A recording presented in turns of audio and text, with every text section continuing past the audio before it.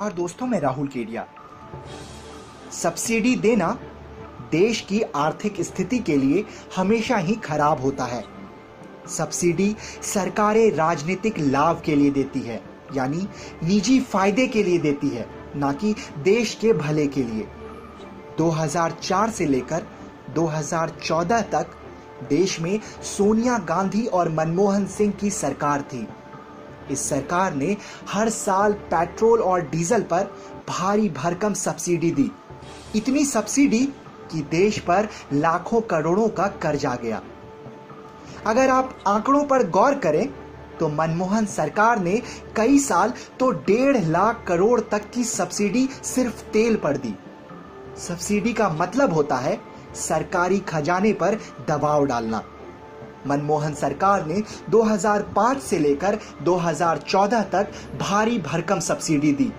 वहीं 2014 में देश में नरेंद्र मोदी की सरकार आई और ये सरकार लगातार सब्सिडी कम कर रही है।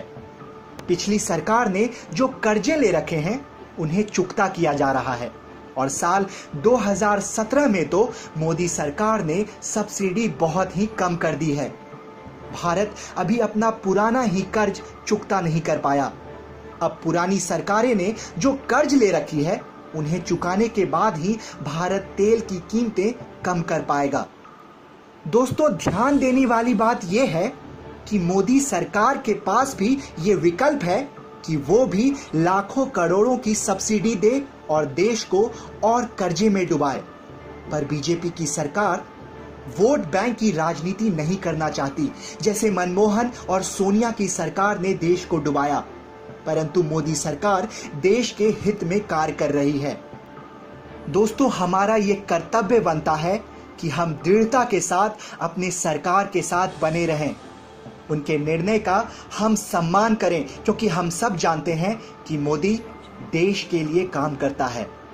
विपक्ष और बिकी हुई पत्रकारिता करने वाले डिजाइनर पत्रकार, इनको अपना एजेंडा चलाने दीजिए, पर आप हकीकत को जाने बिना बेकार में व्हाट्सएप या अदर सोशल मीडिया पर कुछ से कुछ बिना जाने बिना जानकारी के फॉरवर्ड या कुछ भी कॉपी पेस्ट मत कीजिए। आप पहले तथ्य को जानिए।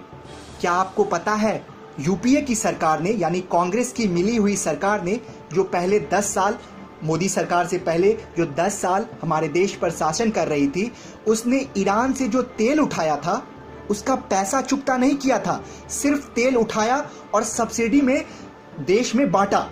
आप जरा इसको समझने की कोशिश कीजिए। 6.4 बिलियन अमेरिकन डॉलर का कर्ज था जिसे मोदी सरकार किस्तों में दे रही है। आप जरा सोचिए, 6.4 बिलियन अमेरिकन डॉलर, और उस पे इंटरेस्ट भी लग रहा है। जब मोदी सरकार ईरान से पेट्रोलियम प्रोडक्ट्स यानी कच्चे तेल लाने गई तो ईरान ने कहा कि पहले अपना पिछला बकाया चुकता करो, फिर तेल मिलेगा। तो मोदी सरकार को पिछला बकाया भी किस्तों में देना पड़ रहा है और साथ ही साथ अभी जो तेल उठाया जा रहा है, अभी जो क्रूड पेट्रोलियम ऑयल वहां से उठाया जा रहा है, उसके भी पैसे देने पड़ रहे हैं।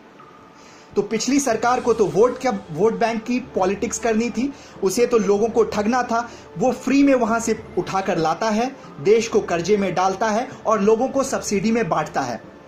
पर यह सरकार जो मौजूदा दौर में हमारे देश में है, ये तुष्टीकरण और वोट बैंक की राजनीति नहीं करती। हम यानी देश की जनता को ये समझना चाहिए, हम अपने देश के साथ, देश हित के लिए एक साथ होकर खड़े होने का वक्त है। आप खुद इस बात पर सोचिए, अपनी राय दीजिए। धन्यवाद दोस्तों, जय हिंद।